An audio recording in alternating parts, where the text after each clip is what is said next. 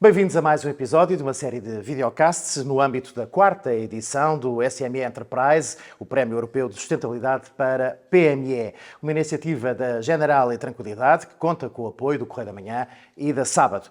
Esta iniciativa promove modelos de negócio sustentáveis e dá também visibilidade às pequenas e médias empresas que desenvolvem boas práticas precisamente na área da sustentabilidade. Os nossos convidados são Norma Franco, partner da EY, bem-vinda, muito obrigado, e Nuno Gonçalves, vice-presidente do IAPMEI. Também bem-vindo, muito obrigado pela vossa presença. Juntos vamos debater questões cruciais para as pequenas e médias empresas, oportunidades, desafios e, se calhar, ferramentas úteis para conseguirem desenvolver práticas, boas práticas, nesta jornada de início da sustentabilidade. Por isso, começo por vos perguntar aos dois, Norma, comece por si, quais são os principais desafios de uma PME hoje, quando começa este caminho de ter que adaptar práticas para o seu governance, que às vezes são completamente alheias à sua prática normal? Muito bem, olá, João. O principal desafio na prática é trazermos para as PMEs alguma literacia e capacitação. Literacia no sentido em que temos que perceber o porquê de repente estarmos a endereçar estes temas e na prática como é que podemos traduzir sustentabilidade em competitividade e depois trazer esta capacitação, ou seja, passar daquilo que é uma visão, uma ambição para ações concretas. Tipicamente aquilo que nós sentimos é que, inevitavelmente, encetar esta jornada do ESG, muitas das vezes começamos pelo telhado. E quando eu falo do telhado, estou a falar daquilo que é encetar uma jornada através de um relatório de sustentabilidade. Ora, na verdade, hoje em dia, e trazendo obviamente esta agregação de literacia e capacitação, no momento em que as entidades começam a dar resposta a este desafio, há que fazer uma pergunta absolutamente crucial.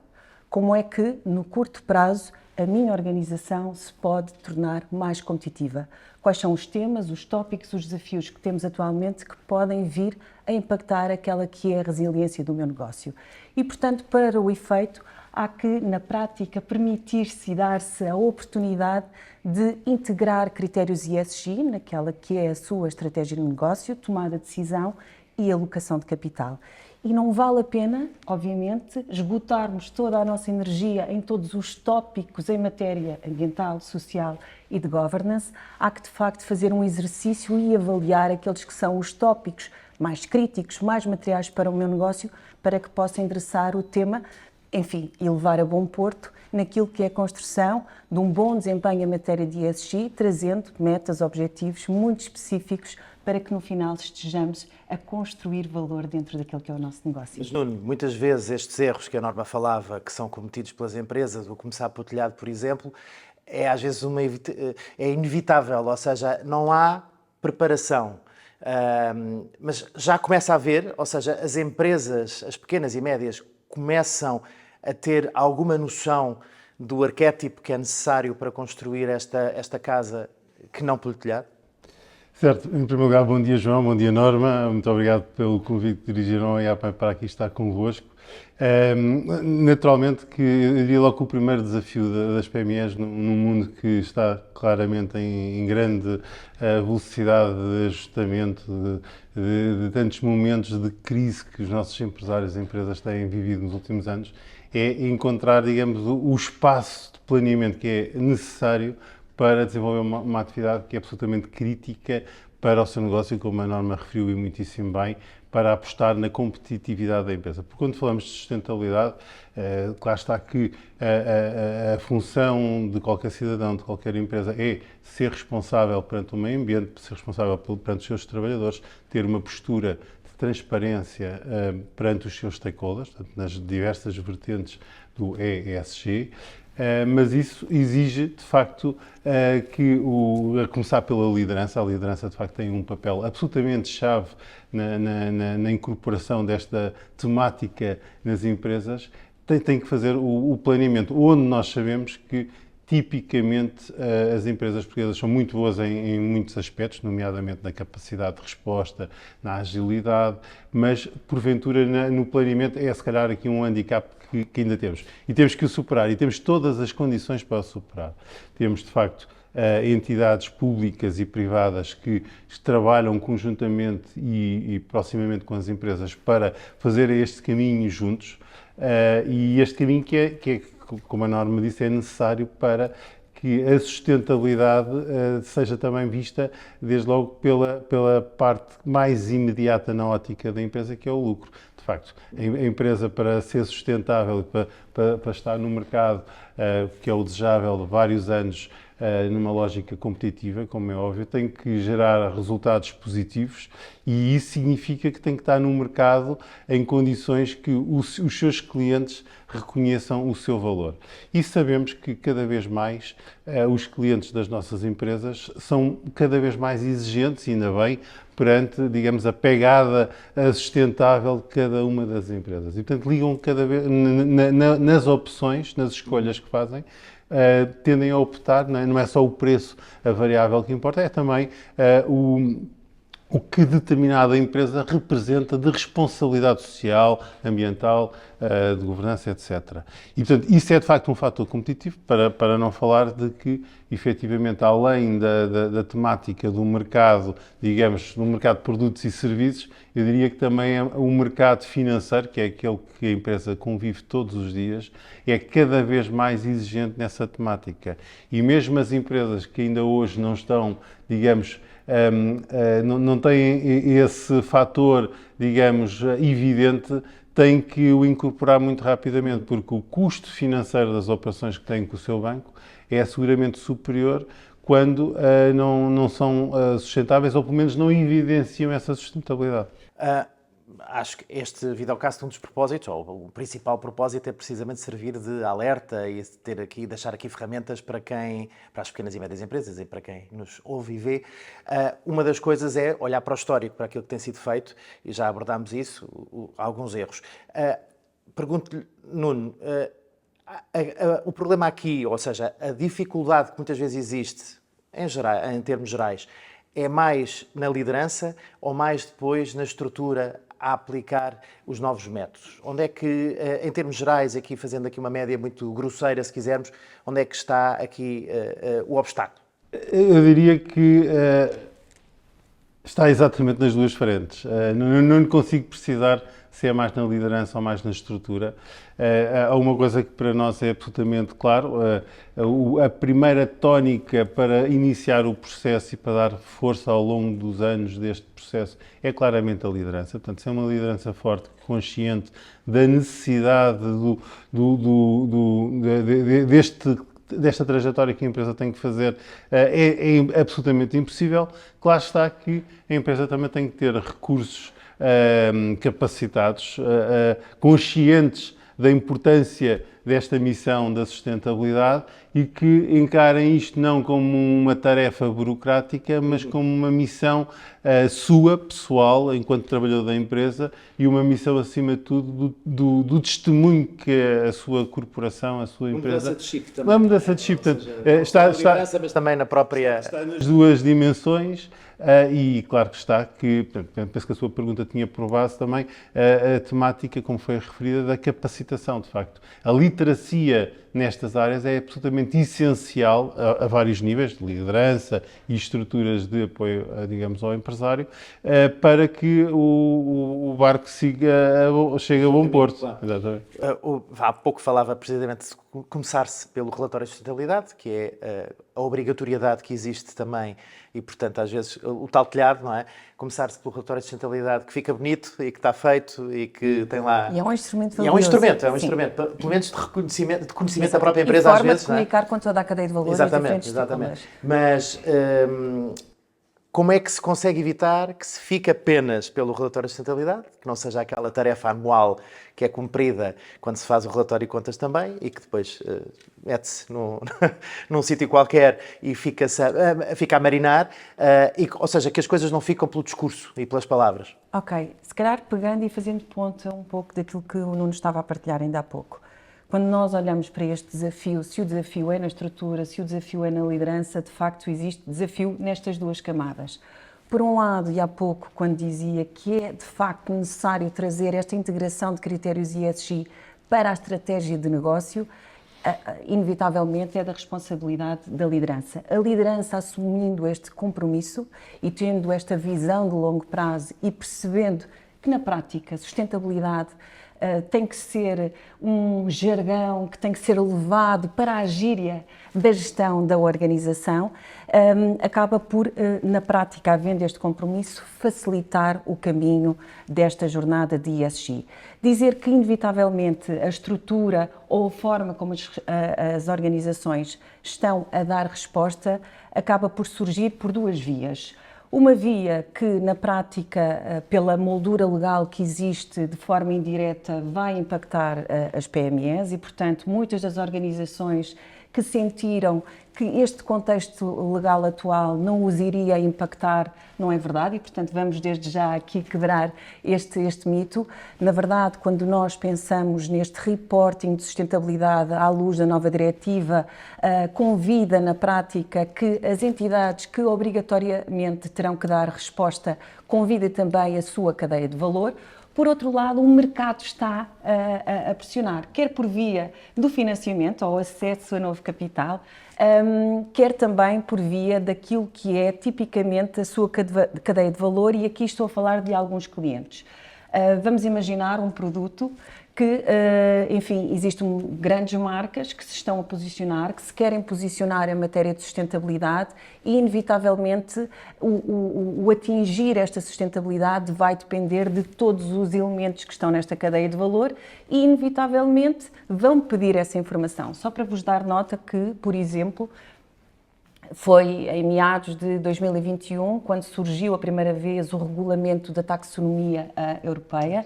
Este regulamento acaba por ser aqui uma arquitetura feliz que casa a dimensão financeira, mas também a dimensão de sustentabilidade, e tem como grande objetivo o direcionamento de fluxos capitais para negócios cada vez mais sustentáveis. A verdade é que existiam grandes empresas que tinham a obrigatoriedade de reportar, que não conseguiam trabalhar mais dentro daquilo que era, enfim, que eram as suas operações nestes domínios, e começaram a solicitar a todos os seus fornecedores de algumas matérias-primas para estarem a dar resposta nesse sentido. E, portanto, haver aqui um alinhamento que acaba por ser... outra ignição para o processo, Exatamente. Ou seja, não ser só interno, mas também com os stakeholders. Exatamente, e, portanto, o mercado está, de facto, a influenciar... Todo ele a puxar para esse... Completamente. A puxar esse... Completamente. E isto decorre, obviamente, dentro daquilo que é o nosso contexto do espaço da União Europeia, do famoso Pacto Ecológico Europeu,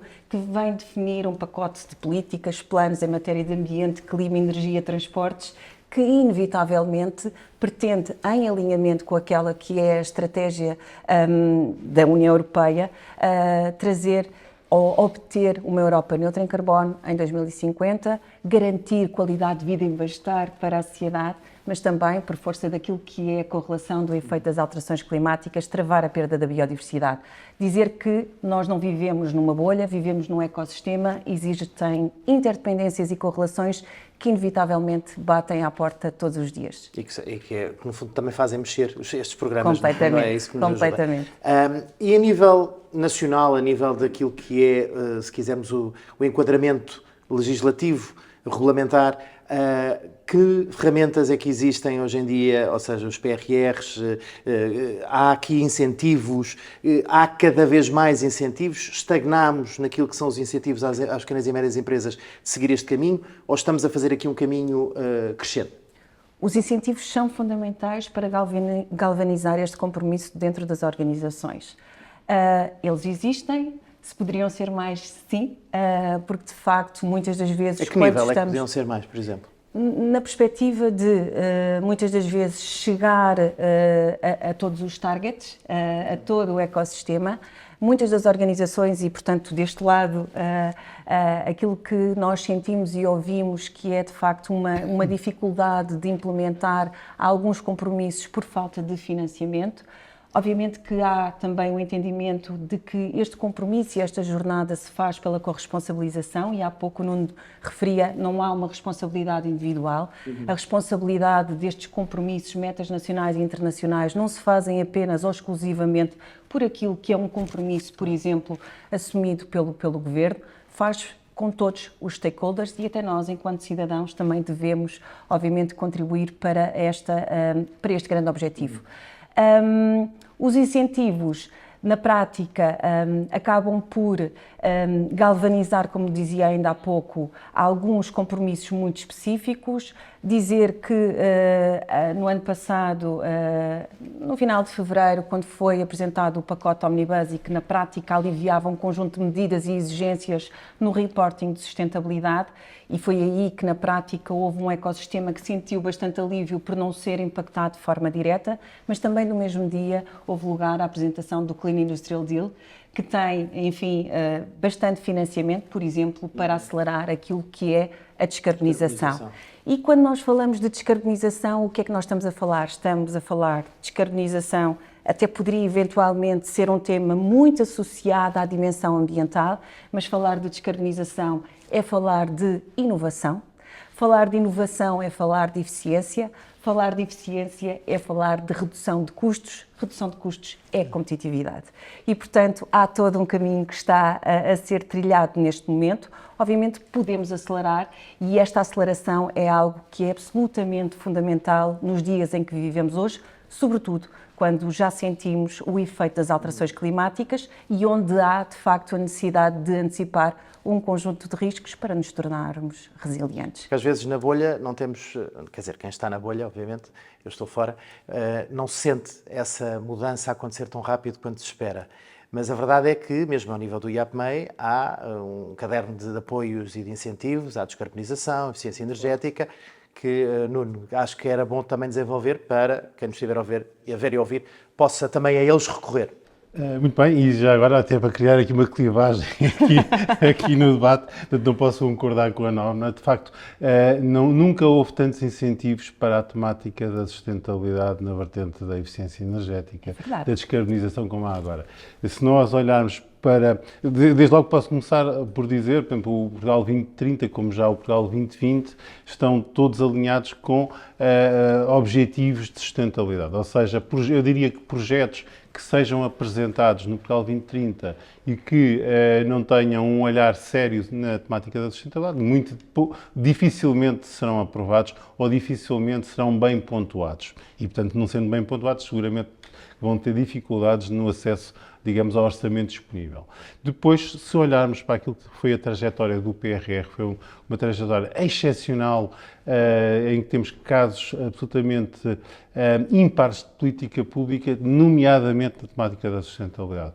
Eu posso começar por referir as 50 agendas mobilizadoras que, no passado dia 25 de junho, apresentaram resultados concretos, portanto não é ficção científica, é resultados concretos de produtos, processos e serviços inovadores e eu diria que, grosso modo, no mínimo 80% estão absolutamente alinhados com reduções de consumo energético, de emissões de gases de efeito de estufa, utilização de materiais mais sustentáveis, alguns, por exemplo, que nós temos em abundância e que não eram utilizados, por exemplo, na indústria têxtil. Temos o caso, digamos, dos recursos marinhos, algas, quer na vertente alimentar, quer na vertente têxtil e do calçado, por exemplo, e outras tantas matérias-primas que nós temos em abundância, nomeadamente nas florestas, e que não eram devidamente incorporadas, digamos, na indústria. E, portanto,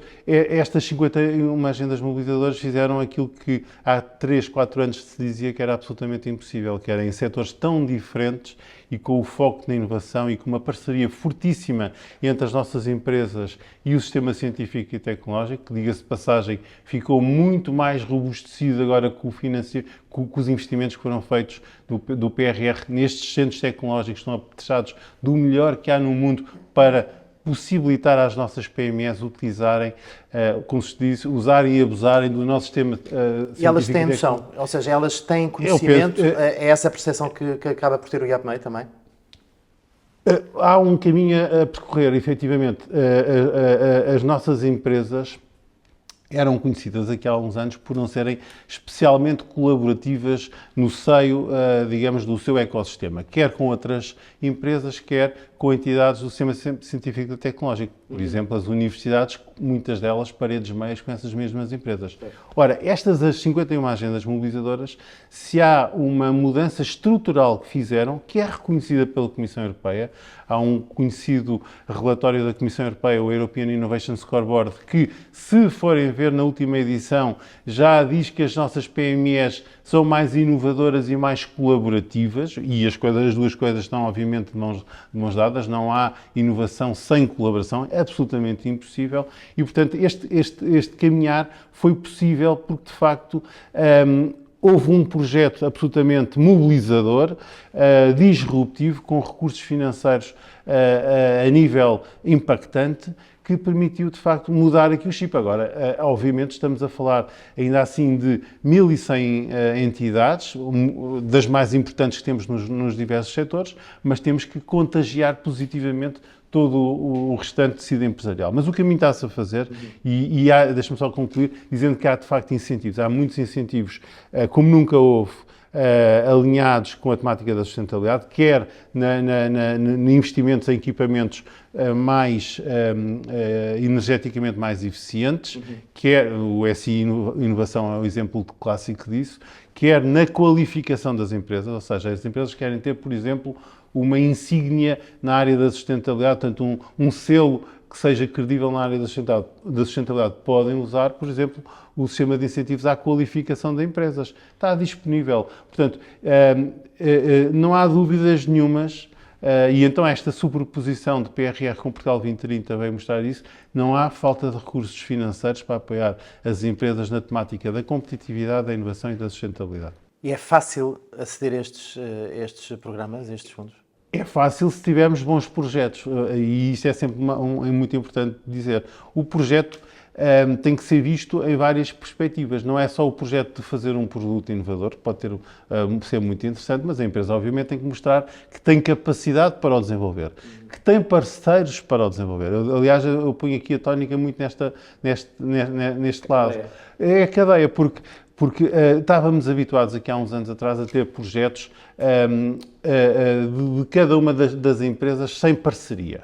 Ora, a política pública nos últimos anos fez uma mudança radical a este nível. Eu diria que uma empresa que apresente um projeto em que se propõe desenvolver isoladamente, por exemplo, um produto inovador, terá dificuldade em ver esse projeto abordado, desde logo porque não está a credibilizar o projeto, a sua candidatura. Porque, obviamente, nós queremos que, e está provado cientificamente, que a política pública, quando é feita numa lógica de parceria, tem resultados que vão muito além dos projetos concretos. Ou seja, quando eu coloco uma empresa a desenvolver um produto inovador com uma universidade, o que é que isso significa? Que esse projeto já é mais credível, portanto, o projeto em si, à luz de uma candidatura, é muito mais robusto, e depois, enquanto para nós, e a APMEI, Ministério da Economia e Coesão Territorial, tem um valor muito maior. Porquê? Porque eu estou a estimular laços sólidos entre a empresa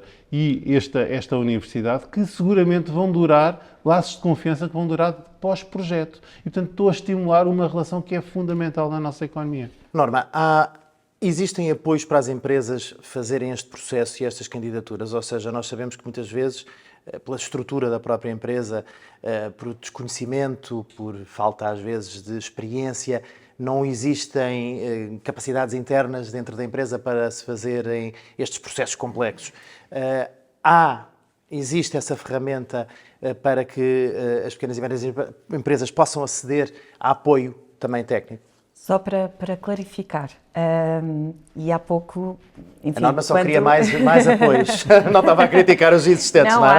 Acho incrível porque, de facto, tem havido aqui uma grande evolução naquilo que é a oferta, não só daquilo que são financiamento público, vamos assim chamar-lhe, não é? Quer por via, enfim, PT 2030, Portugal 2030, temos o PRR e até o Fundo Ambiental que já... Sim. Há muitos anos tenta, de facto, enfim, tentar alocar financiamento para que se dê a persecução daqueles que são os Objetivos de Desenvolvimento Sustentável e, portanto, acho que enfim, tem que reconhecer que eles existem, mas também a banca começa, de facto, a ter aqui soluções interessantes. Respondendo à questão do João, Nós temos aqui dois cenários. Um primeiro cenário, que é de facto, muitas das vezes, a comunicação não ser clara para o mercado. Muitas das vezes a informação que está contida, por exemplo, nos avisos, até é muito difícil descodificar por parte daquele que é o nosso ecossistema corporativo de PMEs em Portugal. Acho que tem que se tentar promover uma linguagem clara e acessível, porque no final do dia, quando falamos de sustentabilidade, também falamos de inclusão e pessoas, e portanto todos... enfim, os proprietários destas organizações devem ter a capacidade de perceber o que é que está ali implícito, o que é que precisam de dar resposta. O que é que acontece também? Muitas das vezes estas soluções não estão pensadas, ok? As soluções como um todo não estão pensadas para dar uma resposta específica a uma necessidade concreta das organizações. E por essa razão se fala muito e nós temos estado muito, enfim, ativos naquilo que tem sido a apresentação dos roteiros de descarbonização setoriais, onde o tema financiamento acaba por ser, obviamente, algo absolutamente relevante. A questão é como é que eu vou aceder e quais são as condições que eu tenho que garantir. Tipicamente, as organizações podem, enfim, socorrer-se de um apoio mais técnico para aceder a essas soluções. Existe esse apoio, não é? Existe no mercado. É de fácil acesso? É de fácil acesso com contrapartida, não é? Com contrapartida. Agora, o que é que também está a acontecer ao nível das soluções da banca comercial? Não há uma comunicação efetiva para se perceber o que é que existe enquanto soluções mais verdes. E isso é uma dificuldade que muitos dos clientes que trabalham connosco sentem hoje em dia. E também sentem que tipicamente não atendem àquilo que é uma necessidade muito, muito específica.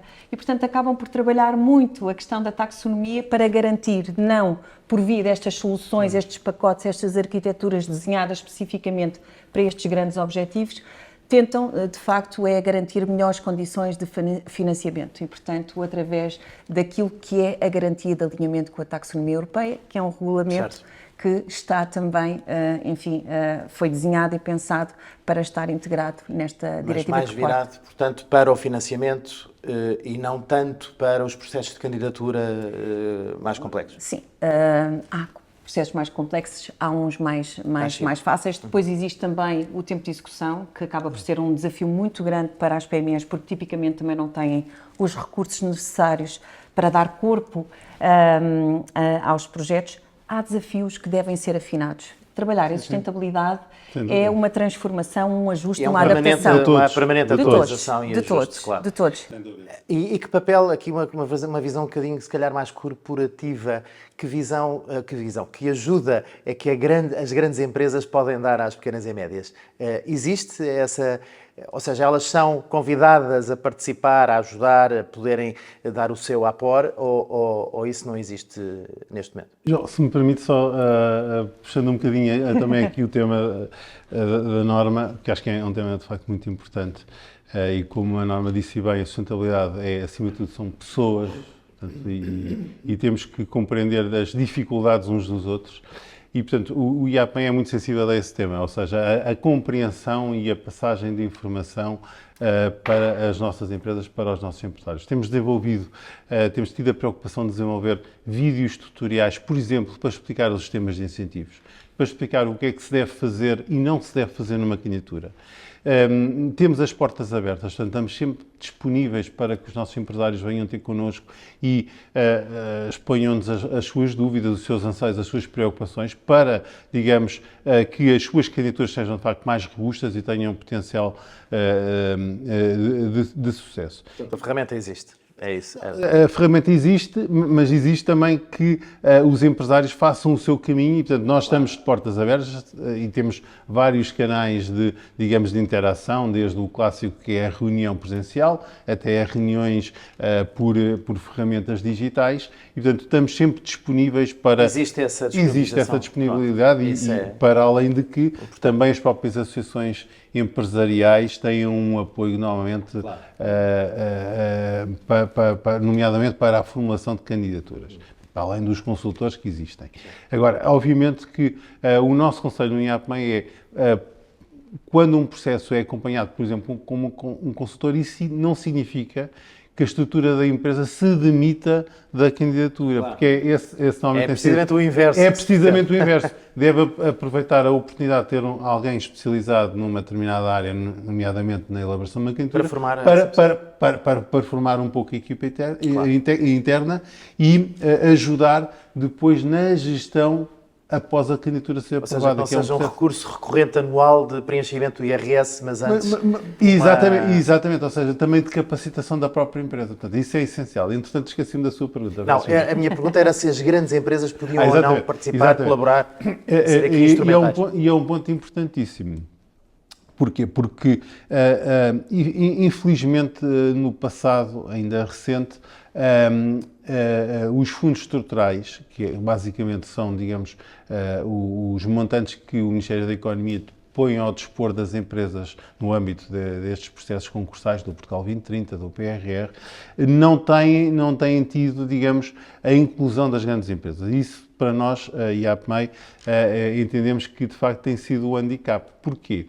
Porque as grandes empresas têm um papel fundamental no estímulo das pequenas e médias empresas, nomeadamente, muito objetivamente, em processos de internacionalização. Nós costumamos dizer que as grandes empresas, na prática, são porta-aviões que podem levar as nossas empresas de uma forma segura para outros mercados. Porque são também elas que vão exigir, na sua cadeia de valor, às pequenas e médias, o cumprimento dessas obrigações. Exatamente. Mas um bom exemplo, portanto, de disrupção com esta prática da Comissão Europeia, que é só ter meios de apoio para PMEs, ou pelo menos não ter permitido até agora, com exceção do PRR e lá vou, projetos conjuntos entre PMEs e grandes empresas, é um clássico que não tem acontecido, exceto, de facto, nas agendas mobilizadoras. E aí, de facto, o processo, como disse, teve resultados e vai ter resultados muitíssimo bons, já alguns perfeitamente visíveis com novos produtos, processos e serviços,